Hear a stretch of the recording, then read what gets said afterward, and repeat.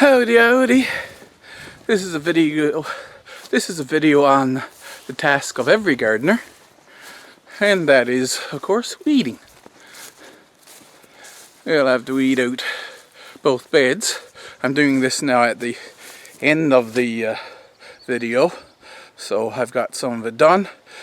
Back in the beginning, we'll go back to the beginning now, even before I done this bed of potatoes here. I'm going to collect some dandelions and ground ivy and pansies to give to the hens.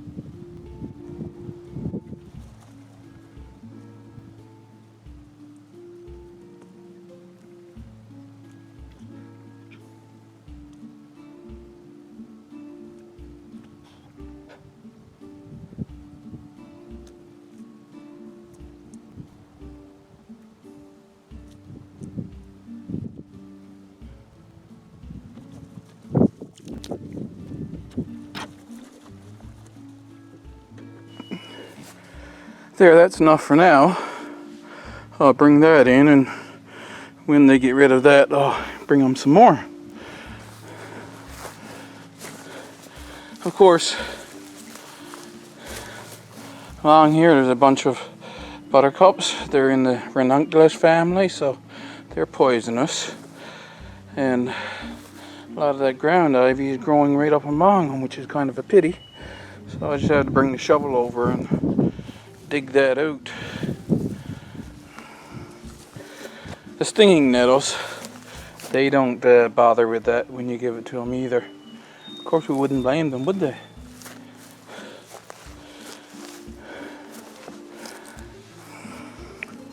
So I've made a quick change of that. When life gives you weeds, you make eggs. Or if you got goats, you make milk or whatever. This year I've got so many dandelions running around. I said that back in the winter that I was going to make sure this year I give the hens a lot of greens from around the garden. I don't know if the garden heard me, because hens like dandelions, and there's a awful lot of dandelions. Now, that being said, there's also plantain, chickweed, sheep sorrel or lamb sorrel, whichever it's called. There's some stray self-planted catnip, things like that growing there. So once it grows up like that, like I say, take it up, give it to the hens.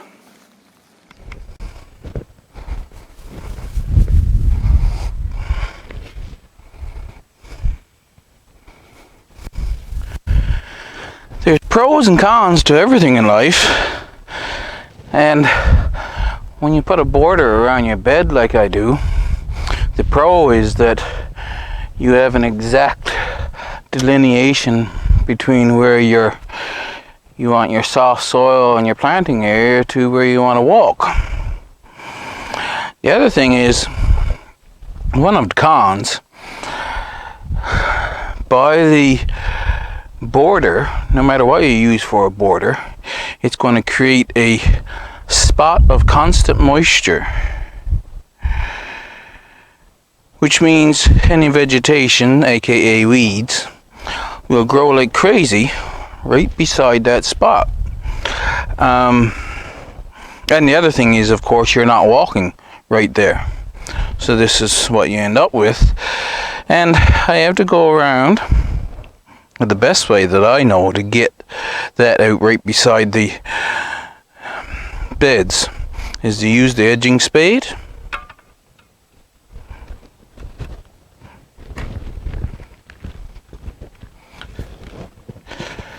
And of course, I can use the border piece as a prize to get the roots all loosened away from here.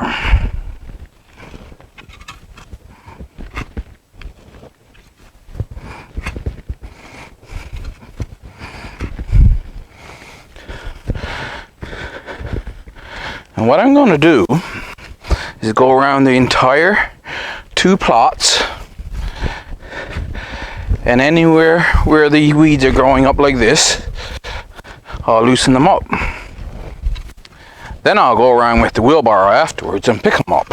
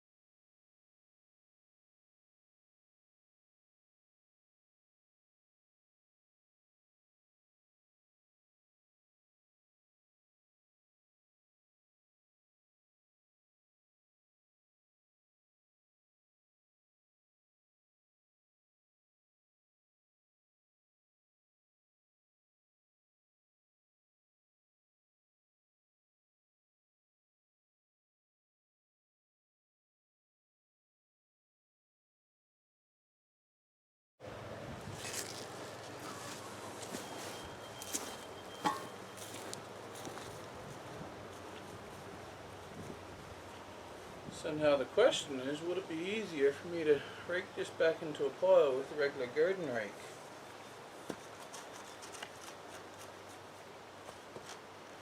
Nope, I'm going to have to actually pull it up.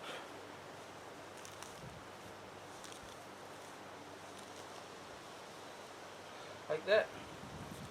I should get a wheelbarrow.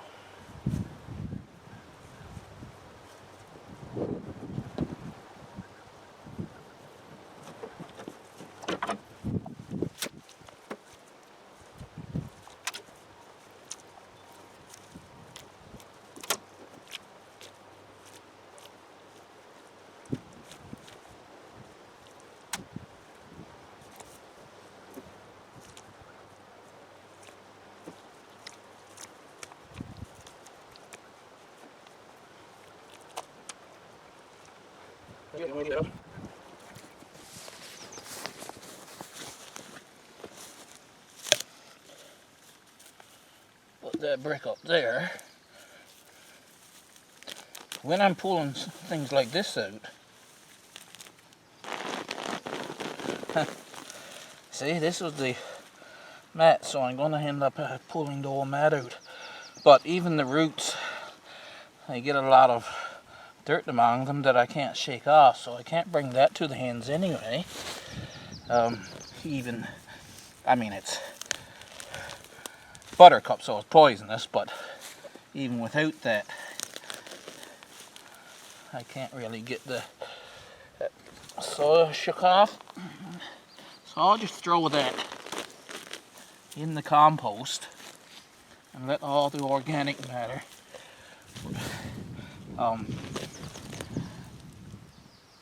rot off this fabric, and then when I sift through the compost, I'll get the fabric out to throw in the garbage.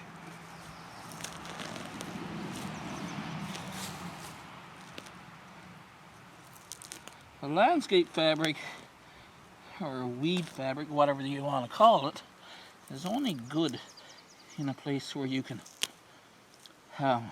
take it up every year and then reapply it in the spring.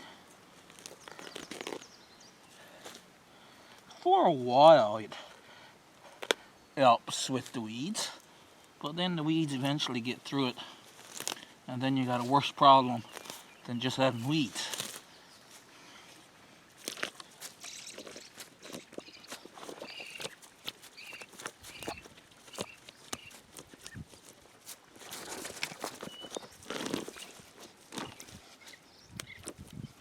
So come on to that arrow.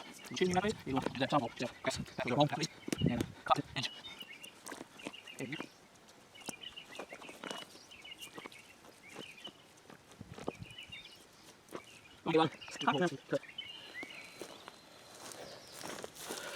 This was wood chips, and it's all decomposed. It's been there many years.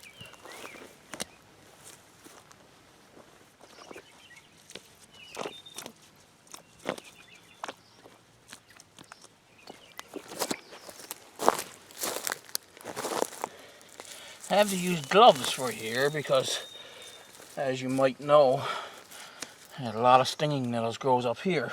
And I've got most of the stinging nettles taken out, but there might be still some down further.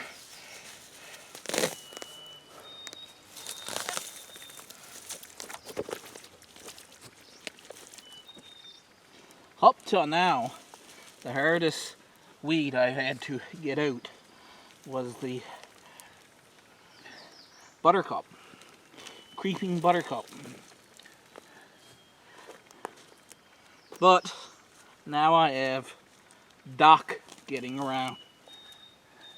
That's harder. It puts down a taproot really fast.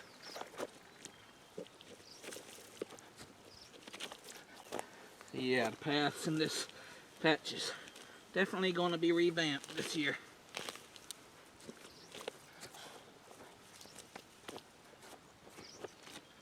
So I'm going to continue and take up the stuff that I can loosen with the shovel along by the edges, and then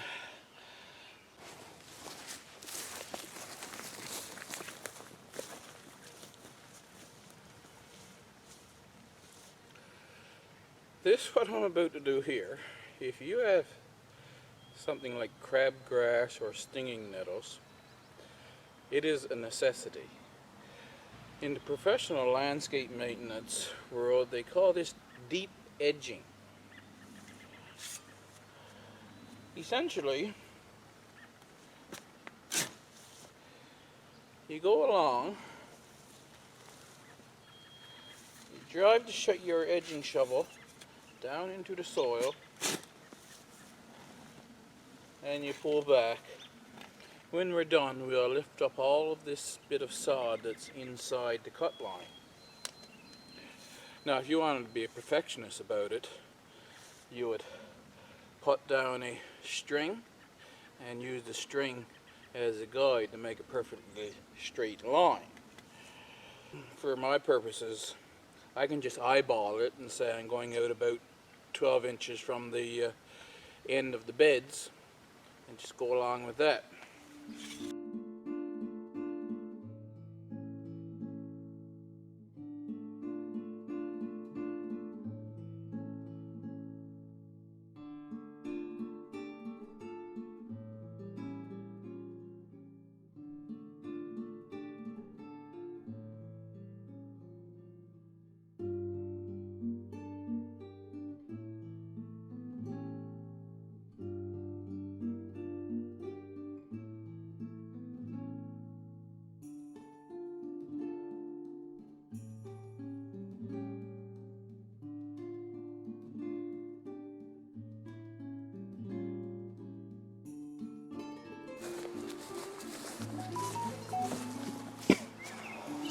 It took 8 minutes for me to cut around there. 7 minutes actually. See, the grass you see on the end of that bed is the reason. It's attached to rhizomes that's coming from outside. This area wasn't so bad as some areas. In some areas there I'm going to have to take up a full sod, but let's see how well this comes up.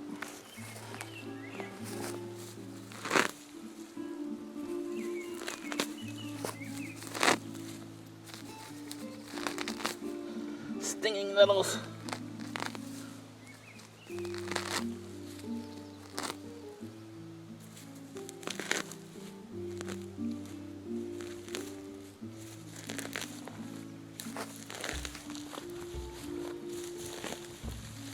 Not too bad, see? So if you do that a couple times a year in the professional landscaping business, they do it in the spring, and as far as I know that's the only time they do it. But then they're working with grasses that doesn't spread by rhizomes, and they're also usually there's no stinging nettles around. Go away, Mr. Beetle, or Mrs. Beetle, whoever you are.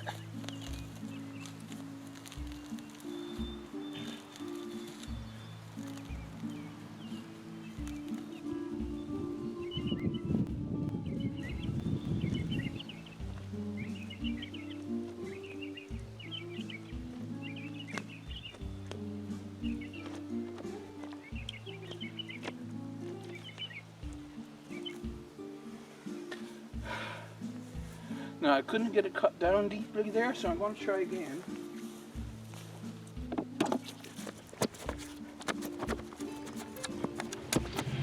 Landscape fabric come out further, see?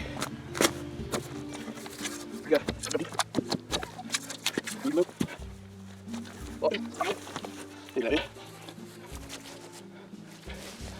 you can see I got a nice straight line there to go by now.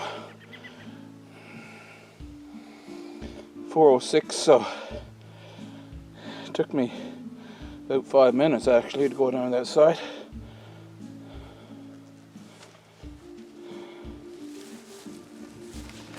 Going down this side, it had gotten worse than the other side in several places, right there being one of them. So I'm going to use the big fork to just pull that out.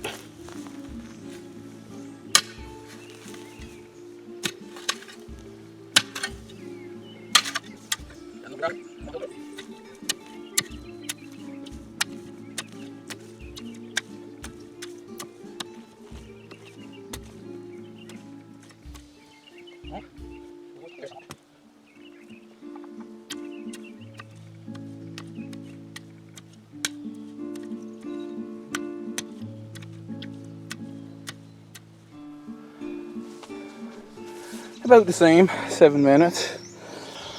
I'm not going to say it wasn't strenuous. See, I want to cut that off there for now, but now I remove the weeds that's on the inside of that cut line, of course. I have to chip up some branches, and here I've got quite the hollow, as you can see, that I have to fill up with wood chips. And I'll have a hollow here too, just that I had been kind of keeping this area clean so it wasn't quite as attached to the outside here. Now I've got it cleared out some more. I have all the tall grass that was beside the rhubarb taken up again, so that's looking nice again. And I have this cleared out a bit more. So I got my border done around the sunny plot anyway.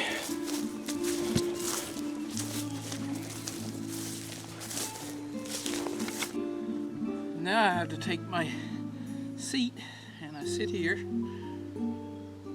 It's one reason to get rid of this for gardeners. This task is easier if you're not carrying extra weight here. I have a little fork like this in case some of them are still holding on tightly. This plantain I might have to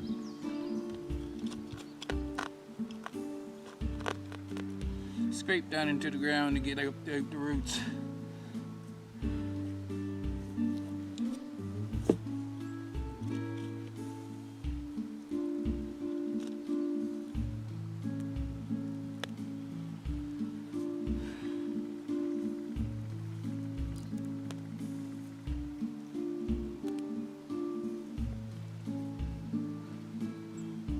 And then as I go down the pathway, I'll weed halfway in the bed on each side, right? Now right here, I can throw it back there on the meadow area, but when I get further in, I'll just have to make a pile right here beside me and keep moving forward, humping over the pile. And since I'm putting them up single weed at a time pretty much, then I can shake the gravel off of the roots and I'll rake them together and bring them all into the ends, except for the buttercup, of course, which I'll throw over to another area, and bring the rest into the ends. They can eat what they want to eat, and the rest of it they kick all around and beat it all to pieces, and it basically processing compost for me. That's the last step, but there's one thing I want to show you. I already mentioned it, and that's this. I've been wanting to find a dock, and there's no dock on the property. They grow a really deep taproot and very big leaves, and I was thinking they'd be as good as that comfrey. And a few years back, one of them showed up over where I got the potatoes, and I let it grow and let it go to seed. And next year one showed up over by where the ponds are. Then a couple showed up down by the front fence. And this year, they're popping up everywhere and have made a weed of themselves. Now a dandelion, you can gather all the leaves and flower stalks together and they'll pull up fairly easy in the beds, because the beds are soft, right? Quite often I can get them up out of the beds without with the root and all. That's what happens when I try to do that with dock. It just, the leaves comes off. The root is left in the ground. So, I have to take a shovel like this, the longer the better, and go down beside the plant as far as I can.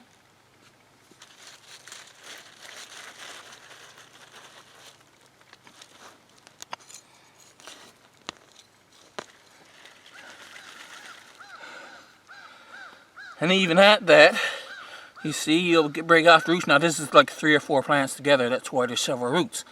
Normally it just has the one long taproot down with a few side roots off to the side. And most of the other ones, I end up cutting off the taproot down there further. Hopefully it's down far enough that it won't grow back.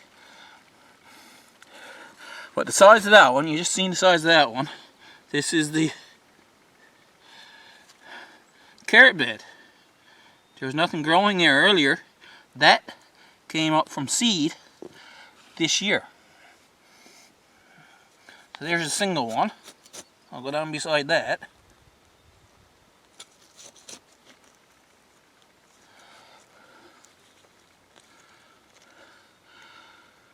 Got that one uprooting. Oh, that's good.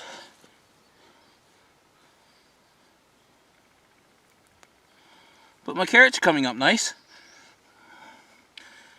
Nice germination all the way.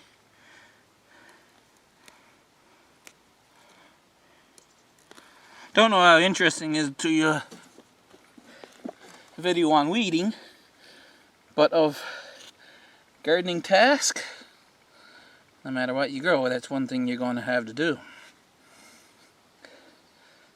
That looks like a squash. So that's my second volunteer.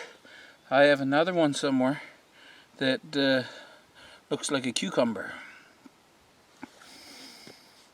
I hope you did enjoy the video though. Everything is soaking sopping wet now, so I'm waiting for it to dry off to actually do more weeding. That's why there's so many weeds around, because, well, a lot of places are nothing but sun and no rain. We're getting all rain and no sun. The native plants, aka the weeds, they're growing like crazy. But like I said, when everything is soaking wet, I find weeding to be a mucky mess, and so I wait for dry days. It's supposed to dry off now. But I'll cut this video right here. Hope you enjoyed it. Leave me a comment, hit the like and subscribe, and I'll see you in the next one.